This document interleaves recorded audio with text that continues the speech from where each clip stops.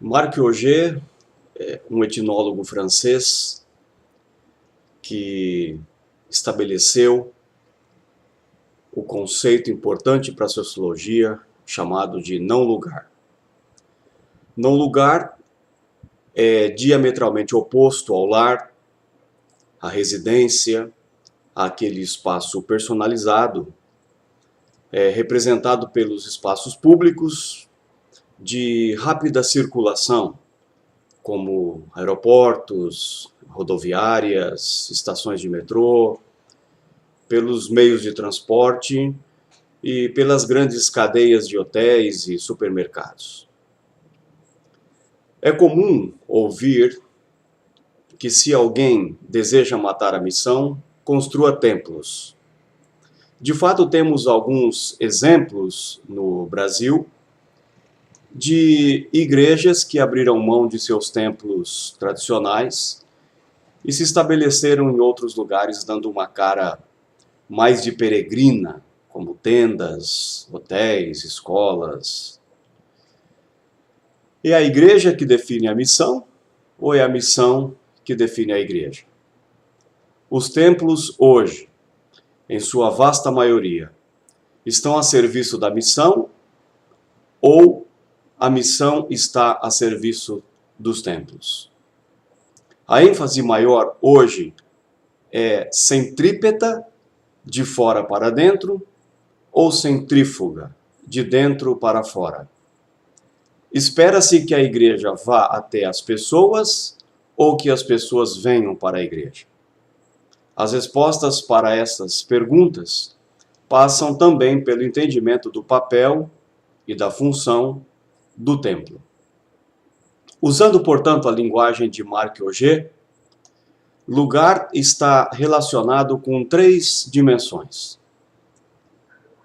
São identitários, 2 históricos, 3 relacionais. Diferentemente dos não lugares, são caminhos, estradas. Os lugares implicam em ambientes de pertencimento, que os não lugares são espaços de acesso, de movimento, trânsito, passagem, como os aeroportos, os bancos, shoppings e supermercados. Nestes, a pessoa é cliente consumista, passageiro ouvinte, numa relação individual. Marc Augé fala do lugar antropológico simbólico, marcado pela identidade, ou seja, sua pessoalidade, a relação, ou seja, seu grupo social, e a história comum, ou seja, o seu destino. Assim, o não-lugar caracteriza-se pela ausência desses símbolos. Negar o lugar é negar esses símbolos. Pensando nos dias atuais e nos templos urbanos, como poderíamos caracterizar esse espaço? Ao longo dos séculos, a Igreja de Cristo sempre foi caracterizada pela relação pessoal ao próximo e sua história pelo compromisso com a missão no mundo.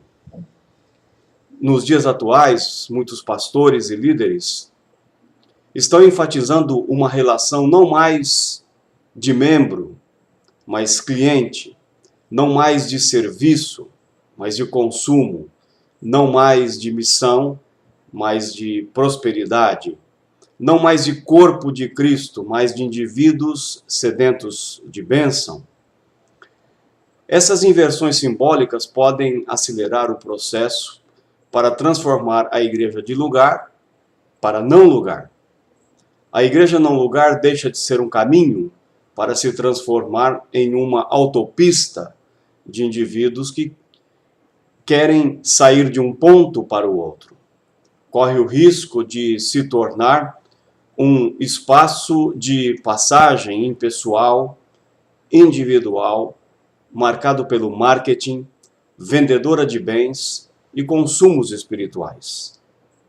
Que diferença faz uma pessoa entrar em uma igreja nesse estilo e entrar em um supermercado, se ambas são clientes? É notório que os templos estão se modernizando, remodelando, outros com novas fachadas, enquanto que outros já são construídos com novas caras e alta tecnologia. Quanto mais luxuosos e requintados eles se transformam, tanto mais proibições e regras aparecerão quanto ao seu uso. Alguns pensam mais no templo para se fazer casamentos, grandes celebrações, e pouco se pensa nos pobres, nos destituídos e nos miseráveis da sociedade. Quão fácil é deturparmos os propósitos de Deus para os nossos templos.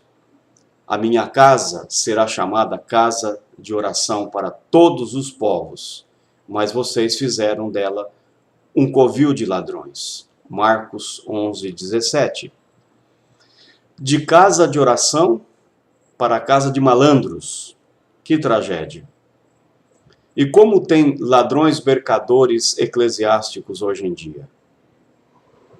Qual a finalidade de um templo bem no meio de uma cidade existir?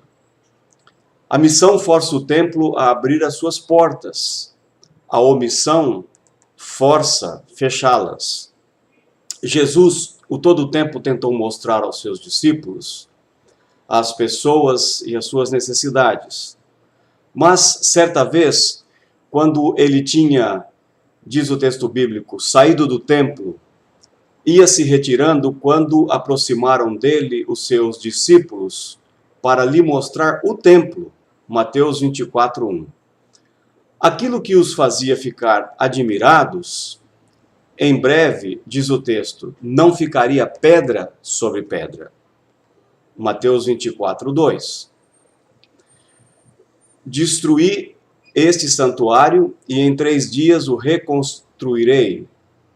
João 2:19. O novo templo estava emergindo na cidade. Qual? O santuário do seu próprio corpo, diz João 2:21. A missão sai de uma geografia estática para vidas dinâmicas. Será que, como os coríntios, nos esquecemos ou ainda não nos conscientizamos que somos santuário, templo de Deus e que o Espírito de Deus habita em nós? Se alguém destruir o santuário de Deus, Deus o destruirá, pois o santuário de Deus, que somos nós. Este sim, diz o texto, é sagrado.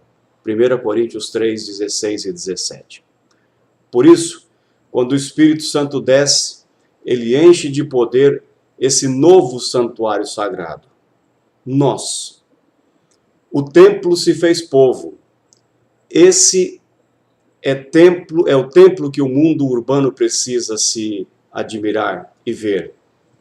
As pedras vivas, como diz 1 Pedro 2,5.